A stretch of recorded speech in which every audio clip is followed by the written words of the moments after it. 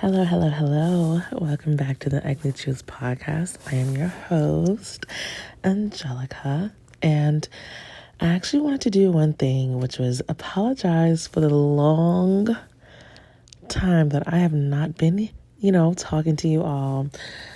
A few things have actually happened, and I just had to, kind of get back into the groove of stuff, like graduation and kind of taking those training wheels off and riding on my own two wheels instead of four. So, it's been kind of hectic, and I do apologize for not being here because I feel as though when I have a message or when I have something to say, I should say it. So I feel like I've been missing out on giving people what they need to hear, or, just something that may help them out in the current season of life that they're in. And one of those things, I'm going to jump right into it. One of those things is actually being comfortable where you are. I know I made a podcast before about, changing and going out there and doing what you need to do to get to where you want to go. But that didn't quite stick with me, And there's multiple reasons why it may not stick, why you may feel like you're stuck somewhere. And as I told y'all before, every time that I'm talking to y'all, I'm also talking to myself. You know what I'm saying? I'm literally having to take my own advice. So it's not like I'm just telling you this and I've never been through it, or, it's just, oh, I heard this from somebody else. No, it's literally me walking through it right now. And any tools that I have, I'm trying to hand them to you as well. So we can all end up, healed and restored. But basically, I realized that me personally, I am scared of being successful. And, it sounds crazy, but once you realize that you make a lot of decisions in your life based on fear, like, oh, I don't think I can take this opportunity because I don't think I'm good enough for it. Or, oh, I don't think I'm worth making this much at work, or I'm overworking myself. You sell yourself short because you don't think you deserve to be where you currently are or where you can possibly be. And there's a few reasons why I think that we may be okay with being stagnant or where we are complacent. And one of those reasons is because it's going to force you to not be mediocre. It's going to force you to step into a new light of yourself that you're not used to. And that also falls in line with being not used to change. Did I say that right? I feel like I just had a brain fart. Not being used to change. So whenever we're not used to change, anything that's going to force us to change, we're going to fight it every step of the way. Every single step. We're going to be like, well, I'm not ready for this, or I don't really know how to do this, or whoop, whoop, whoop. If the opportunity is right there in front of you, if a certain change is right there in front of you, that is what we call something that you need to take, okay? Because that can take you to the next level.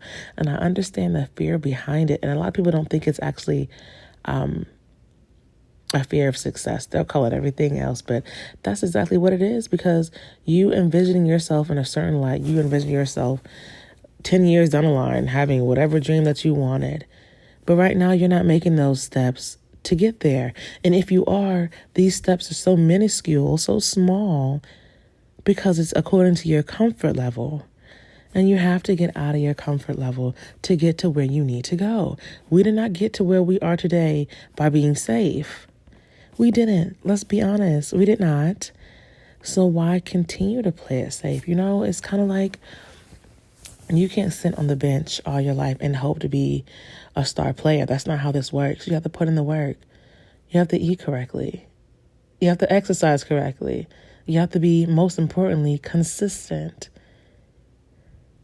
So within that, I also learned that you also have to trust yourself. Trust yourself to know what you're doing. Somewhere along the lines, there's some doubt in you. The Lord knows where it came from, whether it came from parents, not having a support system, friends, whatever the case may be. You have to entrust in yourself that you can give you what you need. If the people around you are naysayers, you have to. A lot of people put their anxieties on other people. You could say, oh, Just an example. Oh, I want to be a stripper. And this person next to you was like, well, I couldn't do that. I'd be too scared of how I'd look and whoop, whoop, whoop, and whatever else fears they have about becoming a stripper. And by default, you're going to then start, if you don't have this level of self-trust, you're going to then fall into what they're thinking. Because they're influencing your thoughts. It's almost impossible for that not to happen if you do not have that level of self-love and self-trust. Literally, it's going to be like the blind leading the blind. So literally I just said literally twice, but to change that narrative, you have to trust yourself to know that you are doing what you're supposed to be doing. When these opportunities come up, you take them, because opportunities will never present themselves to people who are not ready. It may present it to people who are not willing, but that's very, very different. All you have to do is take that step, take that chance, and I truly believe that it's going to work out far better than you've imagined. Now, if you're a perfectionist like me, you're going to sit here waiting and just sit on the sidelines waiting for the jump rope of double dutch to create that perfect opening for you. And that's not coming. That's not going to come. You literally have to jump in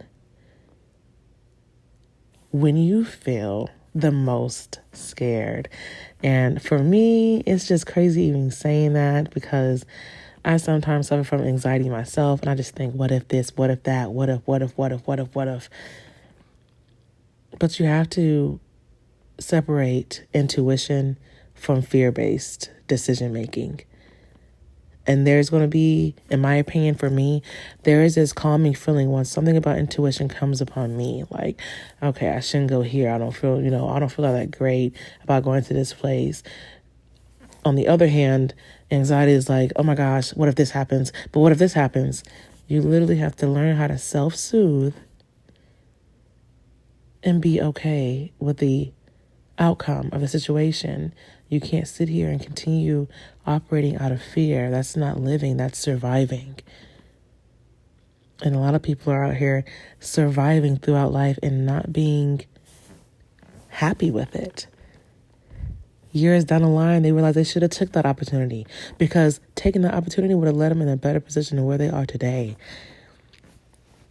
Hello.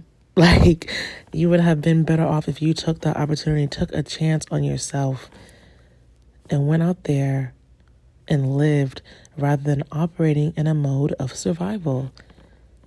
What does that look like for you? What does not procrastinating look like for you?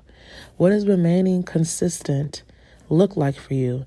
And as you continue to show up for yourself every single day, you'll realize that level of self-trust, that level of self-love will become almost effortless, because you're doing things for you.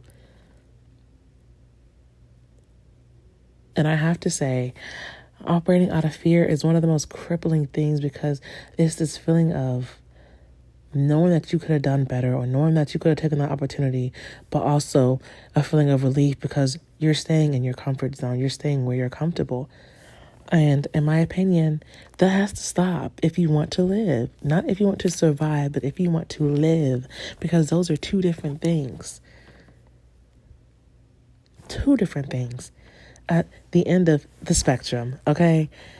You have to differentiate those two. So as I said before, what does not procrastinating look like to you? What does finally starting that plan look like to you? What does finally opening that business look like for you? What does getting out of this relationship look like for you? What does leaving this job look like for you? What does going back to school look like for you? What are all the things that you scared yourself out of doing look like for you? I'm here to give you that push. That's what I'm doing right now. I'm here to push you to be your best self, because I'm also pushing myself as I'm telling you guys this. Once again, I'm not going to tell you anything that I'm not doing myself. I'm not. I just can't do that. That's hypocritical. But I would really like to know, what does that look like? I know for me, I get very scared of talking to people in public. I get very scared, not like in public, like one person, but public speaking scares the crap out of me. Oh my goodness, you couldn't pay me to do it. You couldn't. But as of today, I'll say today, I realized where that came from. So now I'm showing up for myself, learning how to navigate through that, giving yourself space to mess up, to not be perfect. Give yourself space to do that. The person that you see 10 years down the line, 5 years down the line, or next year did not just become that person overnight. It's not going to happen that way. You have to literally work towards it. You have to build that relationship with yourself. There is no way you're going to have the American dream by just closing your eyes and waking up. That takes work and dedication and self-trust, amongst all other things. And like I said before, one way you can do that is showing up for yourself every day. Starting that first step of filling out that application.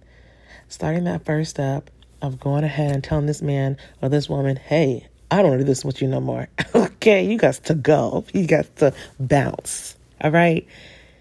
It was fun while it lasted. Toodles. Go ahead and do what you have to do to get to where you're going. And I'll leave y'all with this right here. My dad told me this thing that I'm going to keep with me forever. And what he said was, keep life simple. That's all you have to do. Keep life simple. So to shorten up, my interpretation of that is to take off everything that's keeping you from doing what you need to do. If that's fear of something, go ahead and get healed from it. Go to therapy. Or you can even do shadow work. That way, you're simplifying your life by reducing those fears, those stressors, and those triggers. You're navigating through life a little bit differently, and you're not going to be living in fear. You're not going to be just surviving, but you're going to be thriving, okay? Y'all like how I did that little rhyme? I know y'all do. But you're thriving. You know, keeping it simple. Keeping it to where it works for you, not where you're working for it. That's literally all I have to say today. And once again, welcome back. Feel free to follow me on Instagram. Hold on. Excuse me. Lord have mercy. Feel free to follow me on Instagram at Jelly the Messenger. And message me, talk to me. I love it all. I like interacting with people. As long as it's not public speaking. But we are back. It may not be every Thursday just because I want to keep this authentic as possible and speak when I have something to say. But as usual, I love you all. Have a great rest of your Thursday. Bye.